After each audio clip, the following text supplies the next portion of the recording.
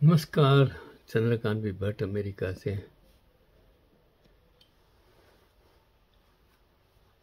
अगर स्त्री ना होती, अगर नारी ना होती तो क्या?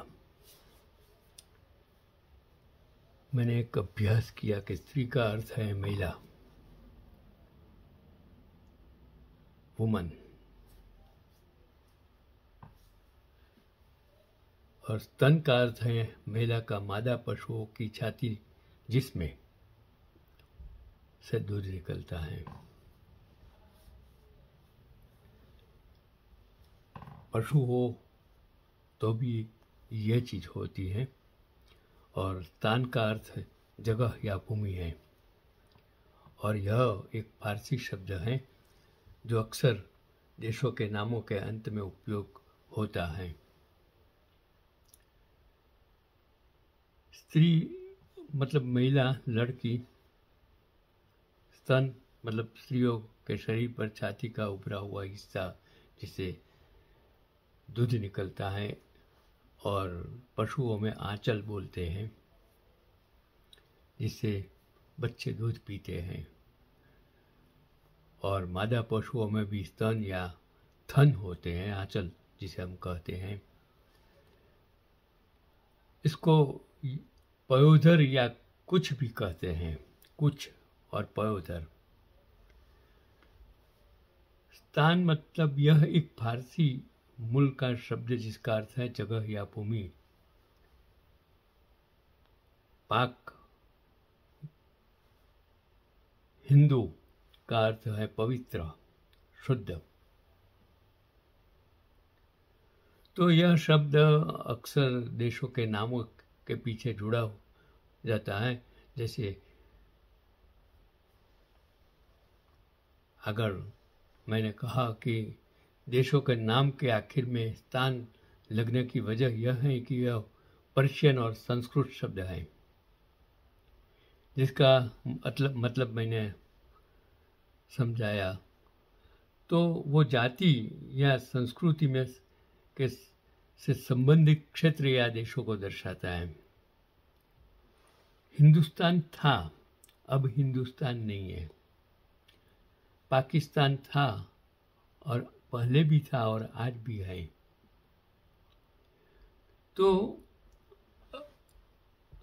अफगानिस्तान अफगानियों की भूमि, पाकिस्तान पाक पवित्र लोगों की भूमि, भारत हिंदुस्तान नहीं है। हम इसे पवित्र भूमि कैसे कह सकते हैं, पाक कैसे कह सकते हैं?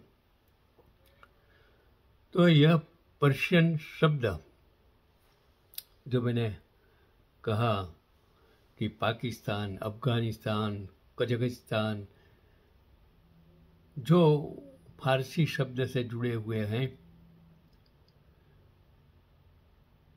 कजाकों की भूमि, उसको कजाकिस्तान बोलते हैं। तो ये शब्द वहाँ से आए हुए हैं।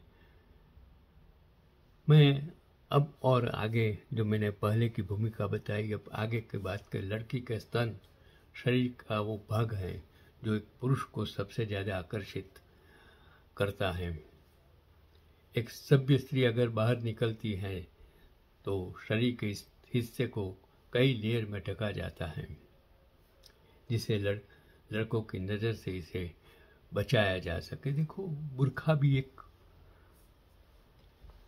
जो मुस्लिम कंट्रीज में रखा जाता है, जैसे राजस्थान, उत्तर प्रदेश, बिहार लाज निकालते हैं, मुंह ढांकते हैं, शरीर ढांकते हैं, क्योंकि सेक्स के बचना है, पुरुषों की नज़र से बचना है। लेकिन उसकी ज़रूरत क्यों पड़ी और पड़ रही है, वो कभी आपने सोचा नहीं है। कोई समाज ने इसे संभोग के लिए एक जरूरी अंग के रूप में दर्शाया है। शुरुआत यही से होती है कि लड़की जब जवान होती है, मतलब 12, 13, 14 साल के बाद, और जवानी की दहलीज पर है या जवानी ढल रही है, इसका सूचक भी इसी अंग के आधार पर किया जाता है। इसे ऐसे दर्शाया गया है कि जितने सुडौल स्तन वो इतना ज़्यादा खूबसूरत। हमने स्तन से खूबसूरती को, चेहरे की सुंदरता को खूबसूरती से जोड़ दिया है, और जो चीज़ खूबसूरत होती है उसे कहीं दिखाया नहीं जाता, छुपाया जाता है, और जो चीज़ छिपाई जाती है उसे देखने, छूने की लालसा उतनी अधिक होती है, और हर व्यक्ति उसे पाने की होड़ में लग जाता है। यही तो काम वासना वहाँ से उत्तेजित होती है। इसलिए, लेकिन आज जो शायद समाज के को सीख मिले और लड़कियों के स्तन के प्रति अपनी धारणा बदल जाए, इसके लिए मैंने ये बात कहने की सोची। मैं एक विज्ञान का शिक्षक हूँ। मैं क्लास में लड़का हो लड़की हो उसको प्रजनन अंगों के बारे में स्पष्ट समझाता था, क्योंकि ये ज्ञान देना बच्चों को बहुत ज़रूरी होती है। जो हम ज्ञान नहीं देते हैं तो वो गलत रास्ते पर चले जाते हैं। तो माँ का सबसे ज़्यादा फर्ज होता है अपनी बेटी को उसके बारे में समझाना, जागरूक करना। अगर वो माँ कर नहीं सकती है तो लड़कियाँ गलत रास्ते पर चली जाती हैं। वो सिखाना, समझाना कर्तव्य वो माँ का है। इसी तरह बाप का कर्तव्य बेटों को समझाना। जब बच्चा पैदा होता है तो उसे पोषण देने का काम स्तन का होता है।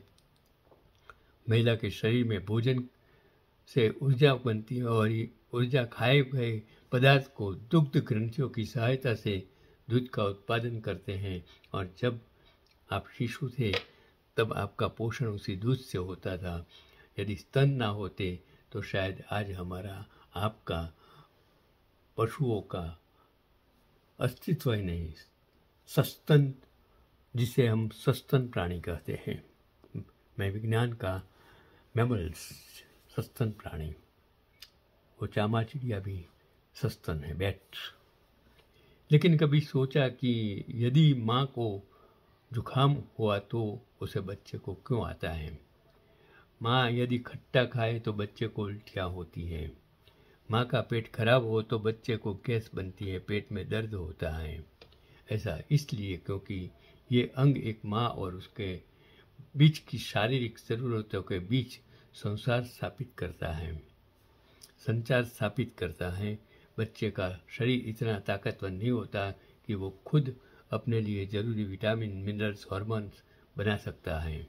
लेकिन शरीर को जब किस चीज़ की ज़रूरत होती है तो माँ को शरीर को सिग्नल जाता है, और वो उन सभी ज़रूरी चीज़ों की पूर्ति दूध के माध्यम से करता है। बहुत कम माँ होगी जो कभी अपने बच्चों का बुरा सोचती है। एक माँ ही है जो अपने बच्चे के लिए अपनी जान देती है, बिना किसी परवाह या स्वार्थ के बच्चे का पालन पोषण करती हैं। उसका कारण है बच्चे के प्रति भावनात्मक जुड़ाव, और यह जुड़ाव एक विशेष प्रकार के हार्मोन के कारण होता है। ये सब हार्मोनिक्स हैं। मैंने कहा जब 16 सान विषयवान, मतलब 16 सान आती है, विषयवान शरीर तुम्हारा बढ़ना बंद हो जाता है। इस तरह लड़कियां 12-13 साल की हो जाती हैं, बच्चे पुरुष, तो उसको शुक्र कोश उत्पन्न, लड़कियां को अन्न कोश उत्पन्न होना शुरू हो जाता है। और वो जो उसका जो हार्मोन्स है उसको जब एक्टिव होता है तो जो कामोत्तेजना होती है, काम वासना होती है। लेकिन वासना का अर्थ ये नहीं है कि आप किसी पर बलात्कार करो। जो बच्चे और माँ दोनों के शरीर में मिलते हैं और उसे उनके भावनात्मक जुड़ाव का कारण बनती है। जिन लोगों को लगता है कि ये एक भोग मात्र का साधन है तो उन्हें इसे पढ़ना चाहिए और समझना चाहिए कि ये भोग नहीं बल्कि जीवन देने वाला अंग है। जो बच्चा माँ के स्तन से दूध पीता है, बड़ा होता है,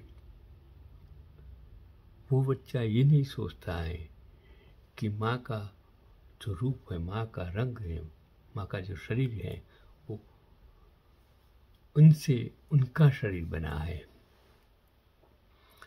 आपके जीवन में पत्थर की मूर्ति आपको नहीं बनाती हैं, कोई मंदिर मस्जिद गुरुद्वारा आपको नहीं बनाता है।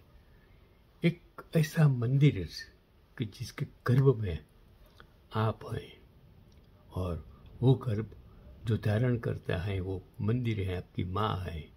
और इसलिए वो मंदिर की पूजा कीजिए जिसने आपके इनके शरीर में आपको 9 महीने तक रखा, शरीर आपका पोषण किया।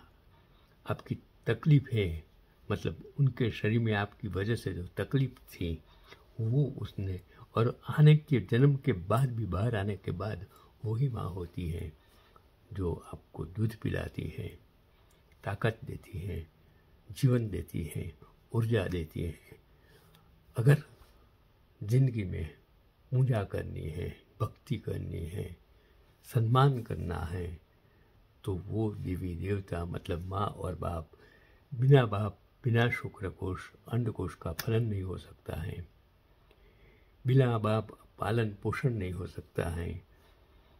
तो यही आज का पैगाम, माँ और बाप के ऊपर दुनिया में कोई भी भगवान हो ही नहीं सकता। माँ बाप के साथ आपका कुटुंब सबसे बड़ा भगवान है।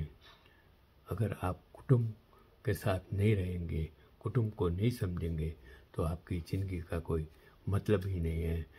आज का पैगाम फिर से कहता हूँ, माँ बाप को वृद्धाश्रम में भेजने की कभी गलती मत करना, माँ बाप का अपमान करने की कभी गलती मत करना।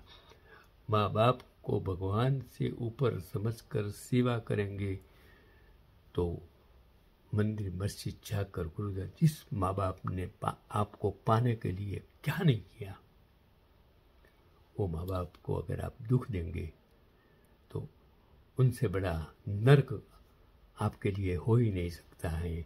अगर आप सुख देंगे तो उनसे बड़ा स्वर्ग आपके लिए कोई भी नहीं हो सकता है। तो अगर स्वर्ग पाना है तो माँ बाप की भक्ति कीजिए, स्वर्ग पाना है माँ बाप की सेवा कीजिए, स्वर्ग पाना है माँ बाप का सम्मान कीजिए। वो माँ बाप जो आपके लिए सबसे ज़्यादा सुख और दुख वेट कर आपको बड़ा किया, पालन किया, जतन किया, उत्पन्न किया, पैदा किया और आपका ध्यान रखा। आज मैं मेरे माँ बाप को, मेरे पूर्वजों को, जिन्होंने मुझे आप तक पहुँचाया, उसको मैं सलाम करता हूँ, उसकी पूजा करता हूँ और उससे माफ़ी मांगता हूँ। शायद मुझसे कोई गलती हो गई हो। यही आज का पैगाम।